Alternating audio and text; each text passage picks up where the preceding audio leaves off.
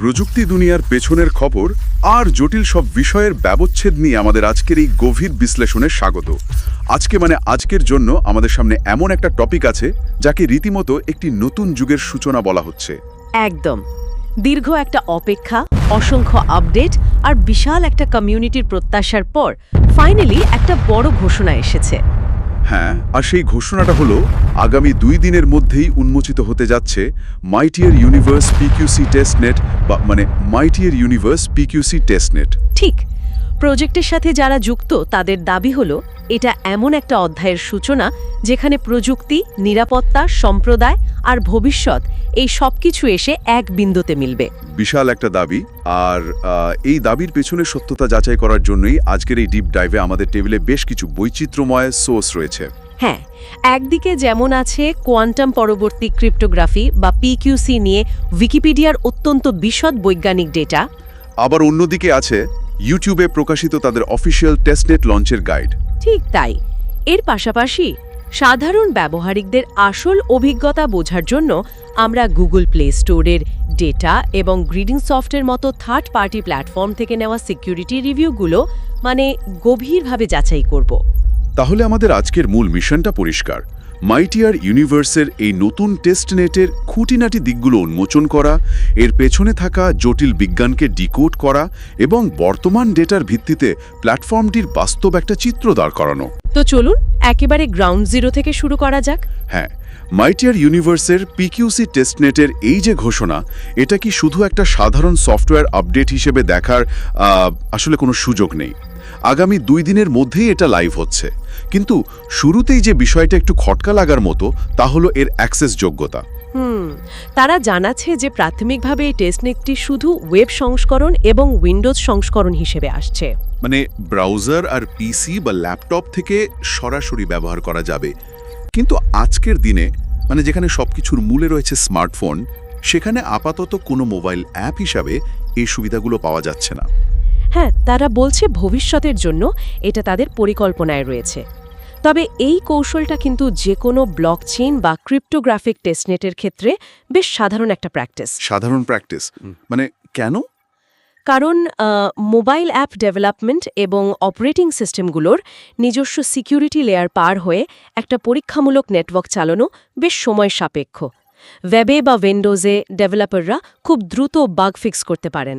ও আচ্ছা, app স্টোরগুলোর review প্রসেসের ঝামেলার কারণে টেস্টনেটের দ্রুত আপডেট দেওয়াটা কঠিন হয়ে যায়। একদম ঠিক। তবে ইতিবাচক দিক হলো কারা এতে অংশ নিতে পারবে সে বিষয়ে কোনো বাধ্যবাধকতা রাখা হয়নি। এই টেস্টনেট সকলের জন্য উন্মুক্ত। নতুন সদস্য হোক বা পুরনো, যে কেউ পরীক্ষক বা টেস্টার হিসাবে যোগ দিয়ে এই নতুন ইকোসিস্টেমের অংশ হতে পারবেন। হ্যাঁ, আর ইউটিউব গাইড থেকে ব্যবহারকারীদের জন্য যে প্রক্রিয়ার কথা বলা হয়েছে সেটা বেশ সোজাসাপটা। অফিসিয়াল লিঙ্ক থেকে ব্রাউজারে প্রবেশ করতে হবে প্রথমে। এরপর লগ ইন করার জন্য প্রয়োজন হবে একটি ওয়ালেট ফ্রেজ কি। যাদের আগে থেকেই অ্যাকাউন্টের ফ্রেজ কি রয়েছে তারা সেটি ব্যবহার করতে পারবেন। অথবা সম্পূর্ণ নতুন একটি কি তৈরি করেও ফ্রেশ ওয়ালেট খোলা যাবে। লগ ইন করার পর ফসেট নামের একটা অপশন থেকে বিনামূল্যে পরীক্ষামূলক এমটি টোকেন পাওয়া যাবে। আর এই টোকেনগুলো দিয়ে ব্যালেন্স চেক করা, স্টেকিং করে রিওয়ার্ড অর্জন করা বা ট্রান্সফারের মতো কাজগুলো পরীক্ষা করে দেখা যাবে। তবে একটা বিষয় পরিষ্কার করা দরকার, এই ফসেট থেকে পাওয়া টোকেনগুলোর কিন্তু কোনো বাস্তব আর্থিক মূল্য নেই। এগুলো শুধুই নেটওয়ার্কের লোড আর কার্যকারিতা পরীক্ষার জন্য। হ্যাঁ, কিন্তু তাদের মূল ভিশনটা তো অনেক বড়। এই পরীক্ষামূলক ধাপটির উদ্দেশ্যই হলো ভবিষ্যতের জন্য এমটি টোকেনকে বিশ্বব্যাপী ব্যবহারযোগ্য একটা নির্ভরযোগ্য মাধ্যম হিসাবে গড়ে তোলা। ঠিক। তবে দাবি অনুযায়ী ভবিষ্যতে অনলাইন আর অফলাইন পেমেন্ট, বিভিন্ন পরিষেবা এবং ডিজিটাল প্ল্যাটফর্মের আদান প্রদানের ক্ষেত্রে এই টোকেন একটা শক্তিশালী মাধ্যম হয়ে উঠবে। আর ঠিক এই জায়গাতেই আমার সবচেয়ে বড় প্রশ্নটা জাগে। তাদের ভিশন হলো পরবর্তী পর্যায়ে মাইটিয়ার ভিসা কার্ড চালু করা, যা দিয়ে দৈনন্দিন লেনদেন আর আন্তর্জাতিক কেনাকাটা করা যাবে। হ্যাঁ, কিন্তু বাস্তবে আমরা দেখেছি ক্রিপ্টোকারেন্সি দিয়ে অফলাইন পেমেন্ট বা ধরুন মুদি দোকানে বিল দেওয়ার বিষয়টা সবসময়ই একটা বড় চ্যালেঞ্জ। ট্রানজ্যাকশন স্পিড, নেটওয়ার্ক ফি, প্রাইস ভোলাটিলিটি, এগুলোর কারণে এটা কখনই খুব একটা মসৃণ হয় না। ঠিক তাই। তারা কি এই টেস্টনেটে এমন কোনো নতুন প্রযুক্তির প্রমাণ দিতে পারবে যা এই পুরনো সমস্যাগুলোর সমাধান করবে? এটা খুবই প্রাসঙ্গিক একটা পয়েন্ট। ক্রিপ্টোকে প্রাত্যহিক জীবনের বাস্তব কেনাকাটার সাথে যুক্ত করাটা ব্লকচেন ইন্ডাস্ট্রির জন্য এক ধরনের হোলি গ্রেল। মাইটিয়ার ইউনিভার্স তো বলছে যারা এই প্রাথমিক পর্যায়ে অংশগ্রহণ করবেন তারা এই সম্প্রদায়ের প্রাথমিক সদস্য হিসাবে বেশ কিছু সুবিধা লাভ করবেন। কিন্তু তারা এই স্পিড বা স্কেলেবিলিটি কিভাবে অর্জন করবে তার সরাসরি কোনো উত্তর হয়তো এখনই পাওয়া যাবে না। তবে তারা যে বিষয়টার উপর সবচেয়ে বেশি জোর দিচ্ছে তা হলো নিরাপত্তা। আর এখানেই চলে আসে সেই টার্মটি পিকিউসি বা পোস্ট কোয়ান্টাম ক্রিপ্টোগ্রাফি। এটাই তাদের পুরো সিস্টেমের সবচেয়ে বড় ভিত্তি। প্রযুক্তিগত দিক থেকে এটাই কিন্তু এই আলোচনার সবচেয়ে আকর্ষণীয় অংশ। একদম। বর্তমান ডিজিটাল দুনিয়ায় যে আরএসএ বা ইলেকট্রিক কার্ভ ক্রিপ্টোগ্রাফি ব্যবহার করে আমাদের ডেটা সুরক্ষিত রাখা হয় তা কিন্তু সাধারণ কম্পিউটার দিয়ে ভাঙা প্রায় অসম্ভব। কিন্তু সমস্যাটা হলো অদূর ভবিষ্যতের কোয়ান্টাম কম্পিউটার নিয়ে। হ্যাঁ, বিজ্ঞানীদের মতে কোয়ান্টাম কম্পিউটারের অসীম গণনা ক্ষমতা, বিশেষ করে শর্টস অ্যালগোরিদম ব্যবহার করে আজকের দিনের সবচেয়ে জটিল এনক্রিপশনও চোখের পলকে ভেঙে ফেলতে সক্ষম হবে। আর এই সম্ভাব্য হুমকির হাত থেকে ডেটা এবং ডিজিটাল সম্পদ রক্ষার জন্যই পিকিউসি বা কোয়ান্টাম পরবর্তী প্রযুক্তির উদ্ভব। উইকিপিডিয়ার তথ্য অনুযায়ী এই পোস্ট কোয়ান্টাম ক্রিপ্টোগ্রাফির একটা বিশেষ ধরন হল হ্যাশ ভিত্তিক ক্রিপ্টোগ্রাফি। বিজ্ঞানের এই দিকটি সত্যি দারুণ আর বেশ জটিলও। হ্যাশ ভিত্তিক ক্রিপ্টোগ্রাফি মূলত দুটি মূল ধারণার সমন্বয়ে কাজ করে। একটা হলো ওয়ান টাইম সিগনেচার আর অন্যটি হলো মার্কেল ট্রি কাঠামো। ঠিক, ওয়ান টাইম সিগনেচার বা একবার ব্যবহারযোগ্য স্বাক্ষরের ধারণাটি ১৯৭৯ সালে লেসলি ল্যাম্পোর্ট আবিষ্কার করেন। এর মেকানিজমটা খুবই অভিনব।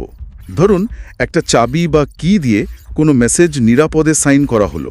ল্যাম্পোর্টের পদ্ধতিতে একবার সাইন করার পর সেই চাবিটি আর নিরাপদ থাকে না, কারণ ওই স্বাক্ষরের সাথে চাবির একটা বড় অংশ পাবলিকলি প্রকাশ পেয়ে যায়।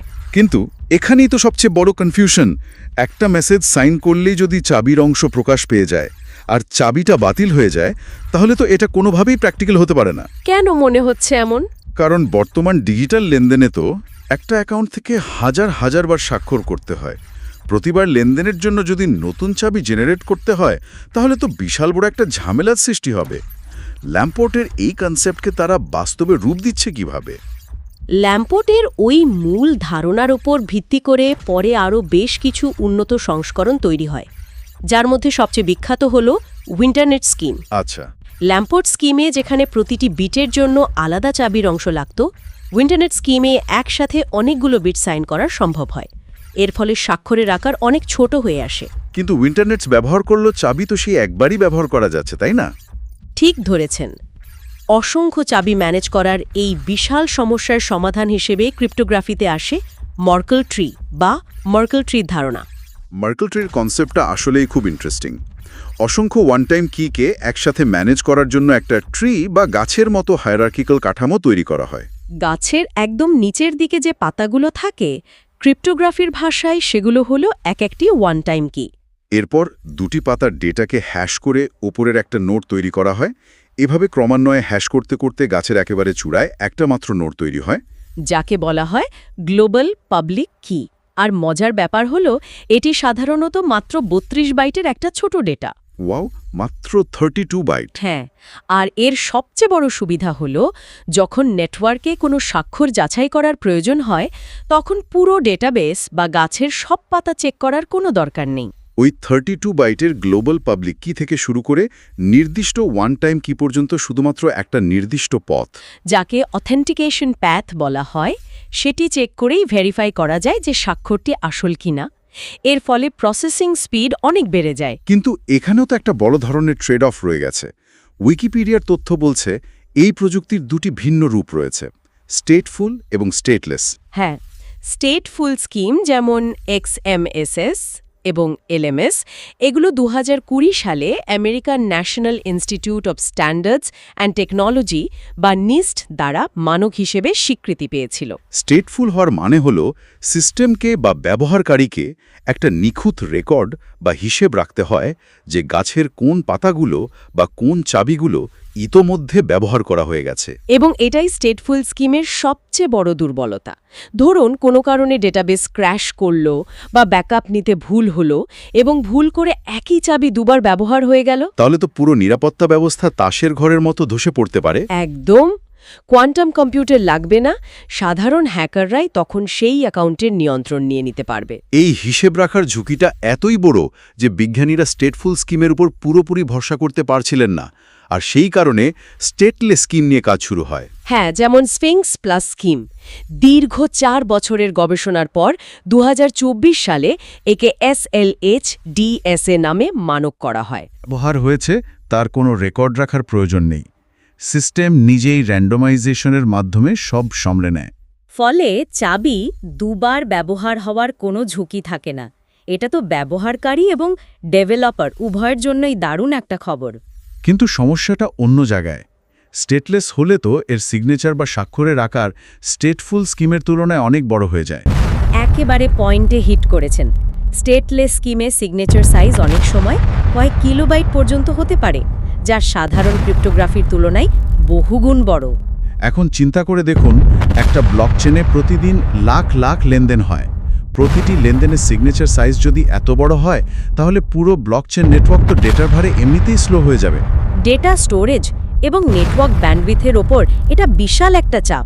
মাইটিয়া ইউনিভার্স তাদের এই টেস্টনেটের ঠিক কোন স্কিমটি ব্যবহার করছে এবং এই সিগনেচার সাইজের কারণে তৈরি হওয়া স্কেলেবিলিটি ইস্যু তারা কিভাবে সামলাবে, সেটা একটা বড় দেখার বিষয় হবে। বিজ্ঞানের এই চমকপ্রদ দিকগুলো তো আমরা জানলাম, যা পেপারে বা থিওরিতে শুনতে খুবই বিপ্লবী মনে হচ্ছে, কিন্তু গ্রাউন্ড রিয়ালিটি আসলে কেমন? সেটাই, সাধারণ ব্যবহারকারীদের কাছে প্ল্যাটফর্মটির বর্তমান চিত্র আসলে কেমন, চলুন আমাদের হাতে থাকা ডেটার আলোকে সেটা একটু খতিয়ে দেখি। গুগল প্লে স্টোরের ডেটা অনুযায়ী মাইটিয়ার ইউনিভার্স নামের একটা অ্যাপ ইতোমধ্যেই বেশ পরিচিতি পেয়েছে। অ্যাপটি তৈরি ও পরিচালনা করছে মিনারি ল্যাবস, যদিও মূল প্রজেক্টের সত্ত্ব মাইটিয়ার ল্যাবসের কাছেই রয়েছে। অ্যাপটির ডাউনলোড সংখ্যা 1 লাখের বেশি, আর 765টি রিভিউয়ের ভিত্তিতে এর রেটিং 4.4 স্টার, যা প্রথম দেখায় বেশ ভালো একটা অবস্থান নির্দেশ করে। কিন্তু এখানে অ্যাপটি কিভাবে কাজ করে সেটা বিশ্লেষণ করা বেশ জরুরি। ক্রিপ্টো দুনিয়ায় অনেক অ্যাপ থাকে যেগুলো ব্যাকগ্রাউন্ডে ফোনের প্রসেসর ব্যবহার করে মাইনিং করে। হ্যাঁ, যার ফলে ফোন গরম হয়ে যায় বা ব্যাটারি দ্রুত শেষ হয়। ফিডব্যাক স্পষ্টভাবে জানাচ্ছে যে এই অ্যাপটি ডিভাইসে কোনো ধরনের ক্রিপ্টোকারেন্সি মাইনিং করে না। এটি ডিভাইসের প্রসেসিং ক্ষমতাও ব্যবহার করে না, বরং ব্যবহারকারীরা প্ল্যাটফর্মের ভেতরে বিভিন্ন টাস্ক করে কমিউনিটিতে অবদান রেখে পয়েন্ট অর্জন করেন। এটা অনেকটা প্রুফ অফ পার্টিসিপেশন মডেলের মতো কাজ করে। তবে রিভিউর সেকশনটা যদি একটু গভীরভাবে বিশ্লেষণ করা যায়, তাহলে বেশ মিশ্র একটা প্রতিক্রিয়া দেখতে পাওয়া যায়। হ্যাঁ, একদিকে অনেক ব্যবহারকারী প্ল্যাটফর্মটির দারুণ প্রশংসা করেছেন, তাদের মতে এখানকার কমিউনিটি খুব সাপোর্টিভ। আর আইডিয়া র্যাঙ্কিংয়ের যে ব্যবস্থা রয়েছে তা বেশ ইনোভেটিভ, তারা এই প্রজেক্টের ভিশন নিয়ে বেশ আশাবাদী। কিন্তু অন্যদিকে কিছু টেকনিক্যাল সমস্যা আর উদ্বেগের কথাও জোরালোভাবে উঠে এসেছে। ঠিক, কিছু ব্যবহারকারী অভিযোগ করেছেন যে হঠাৎ করেই তাদের অ্যাকাউন্ট অ্যাক্সেস রেস্ট্রিক্টেড বা ব্যবহার অযোগ্য হয়ে গেছে। ক্রিপ্টো দুনিয়ায় যখন ব্যবহারকারীদের ফান্ড বা অ্যাকাউন্ট হঠাৎ আটকে যায়, তখন সেটা নিয়ে স্বাভাবিকভাবেই একটা প্যানিক তৈরি হয়। এছাড়াও কিছু ব্যবহারকারী একটা নোটিফিকেশন নিয়ে বিভ্রান্তির কথা জানিয়েছেন। হ্যাঁ, যেখানে বলা হয়েছিল যে ইমেল যুক্ত করা না থাকলে অ্যাকাউন্ট ব্লক হয়ে যেতে পারে। অথচ অ্যাপের ভেতরে ইমেল যুক্ত আছে কিনা তা চেক করার কোনো ক্লিয়ার অপশন তারা খুঁজে পাচ্ছিলেন না। এই অ্যাক্সেস রেস্ট্রিক্টেড ইস্যুটা কি কোনো রেড ফ্ল্যাগ নাকি শুধুমাত্র বিটা ফেজের বাগ? ডেভেলপারদের পক্ষ থেকে অবশ্য উত্তর দেওয়া হয়েছে যে এগুলো ইমেল ভেরিফিকেশন বা প্রযুক্তিগত বাগ সংক্রান্ত সমস্যা, এবং সাপোর্ট টিমের মাধ্যমে এগুলো দ্রুত সমাধান করা হচ্ছে। নতুন প্রজেক্টে এ ধরনের বাগ থাকাটা অস্বাভাবিক কিছু নয়, কিন্তু ফাইন্যান্সিয়াল অ্যাপের ক্ষেত্রে এটি ব্যবহারকারীদের আস্থার ওপর বড় প্রভাব ফেলে। এই মিশ্র প্রতিক্রিয়ার পাশাপাশি সাইবার সিকিউরিটির জায়গা থেকে থার্ড পার্টি প্ল্যাটফর্মগুলো কি বলছে সেটাও দেখা দরকার। আমি গ্রিডেনসফটের রিপোর্টটা দেখছিলাম, আর সেখানে বেশ কিছু ইন্টারেস্টিং ব্যাপার খেয়াল করলাম। গ্রিডেনসফটের সিকিউরিটি রিভিউ অনুযায়ী mytier.io ওয়েবসাইটটির ট্রাস্ট স্কোর বা বিশ্বস্ততার মাত্রা 100-র মধ্যে 79। তারা এই ওয়েবসাইটটিকে ট্রাস্টেড বাট ভেরিফাই, অর্থাৎ বিশ্বস্ত কিন্তু যাচাই করা প্রয়োজন, ক্যাটাগরিতে রেখেছে। ক্রিপ্টো প্রজেক্টের ক্ষেত্রে ৭৯ স্কোর একেবারে খারাপ নয়, তবে এটি 100% ক্লিন চিটও দেয় না। এই স্কোরের পেছনের ম্যাট্রিক্সগুলো বিশ্লেষণ করাটা জরুরি। টেকনিক্যাল দিক থেকে দেখলে ওয়েবসাইটটি ডোমেইন গ্যাবিয়া আইএনসি নামের একটা রেজিস্ট্রারের মাধ্যমে নিবন্ধিত হয়েছে। আর এর বয়স মাত্র 10 মাস।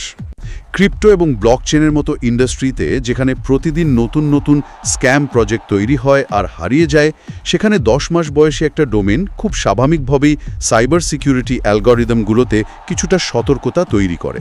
দীর্ঘমেয়াদী বিশ্বস্ততার ডেটা বা ডোমেইন অথরিটি তৈরি হতে আরও বেশ কিছুটা সময় প্রয়োজন। তবে এর পাশাপাশি বেশ কিছু পজিটিভ সিগন্যালও রয়েছে, যা ট্রাস্ট স্কোরটিকে 79 পর্যন্ত নিয়ে গেছে। ওয়েবসাইটটি অ্যামাজনের ক্লাউড সার্ভারে বা AWS এ হোস্ট করা, যা অবকাঠামোগত দিক থেকে বেশ শক্তিশালী এবং নির্ভরযোগ্য। এছাড়া সাইটটিতে একটা দীর্ঘমেয়াদী সেকটিগো SSL সার্টিফিকেট রয়েছে, যা নির্দেশ করে যে সার্ভার এবং ব্যবহারকারীর মধ্যকার ডেটা এনক্রিপশনের মান বেশ উন্নত। অ্যাপেল এবং অ্যান্ড্রয়েড উভয় প্ল্যাটফর্মেই তাদের অ্যাপের অফিসিয়াল উপস্থিতি প্রমাণ করে যে তারা অ্যাপ স্টোরগুলোর প্রাথমিক সিকিউরিটি রিভিউ সফলভাবে পার করেছে। কিন্তু এসব গ্রিন ফ্ল্যাগের পরেও গ্রিডিনসফট একটা সাধারণ সতর্কবার্তা দিয়ে রেখেছে। যেহেতু প্ল্যাটফর্মটি ক্রিপ্টোকারেন্সি এবং এক ধরনের ভার্চুয়াল মাইনিং বা পয়েন্ট আর্নিংয়ের সাথে যুক্ত, তাই এর ডিফল্ট ক্যাটাগরিতেই কিছু ঝুঁকি থেকে যায়। ভার্চুয়াল দুনিয়ায় অনেক সময় এমন সাইট দেখা যায় যারা শুরুতে পয়েন্ট বা টোকেন আয়ের সুযোগ দেয়, কিন্তু পরে যখন তা উত্তোলনের বা মেননেটে নেওয়ার সময় আসে, তখন নানা রকম জটিলতা তৈরি করে। তাই যে কোনো নতুন প্ল্যাটফর্মে ব্যক্তিগত তথ্য দেয়া বা বড় ধরনের সময় ও অর্থ বিনিয়োগ করার আগে সবারই নিজস্ব রিসার্চ বা যাচাই বাছাই করা উচিত। একদম। প্রযুক্তিগত প্রতিশ্রুতি যত বড়ই হোক না কেন, ব্যক্তিগত সচেতনতার কোনো বিকল্প নেই। তবে আজকের এই পুরো বিশ্লেষণ থেকে আমরা যদি মূল জায়গাগুলোকে একসাথে মেলাই, তাহলে দেখা যাচ্ছে যে মাইটিয়ার ইউনিভার্স PQC টেস্টনেট শুধু একটা সাধারণ সফটওয়্যার পরীক্ষা নয়। হ্যাঁ, এটি মাইটিয়ার ইউনিভার্সের ভবিষ্যতের ভিত্তি। একদিকে তারা PQC বা কোয়ান্টাম প্রতিরোধী প্রযুক্তির মতো অত্যাধুনিক বিজ্ঞানকে কাজে লাগাচ্ছে ভবিষ্যতে ডেটা সুরক্ষিত করার জন্য। অন্যদিকে তারা লক্ষ্য রাখছে এই জটিল প্রযুক্তি ব্যবহার করেই দৈনন্দিন জীবনের লেনদেনকে সহজ এবং গ্লোবাল করার দিকে। নিরাপত্তা, প্রযুক্তি আর আর্থিক স্বাধীনতা, এই তিনটি শক্তিকে একত্রিত করে তারা একটা শক্তিশালী ডিজিটাল ভবিষ্যৎ তৈরি করতে চাইছে।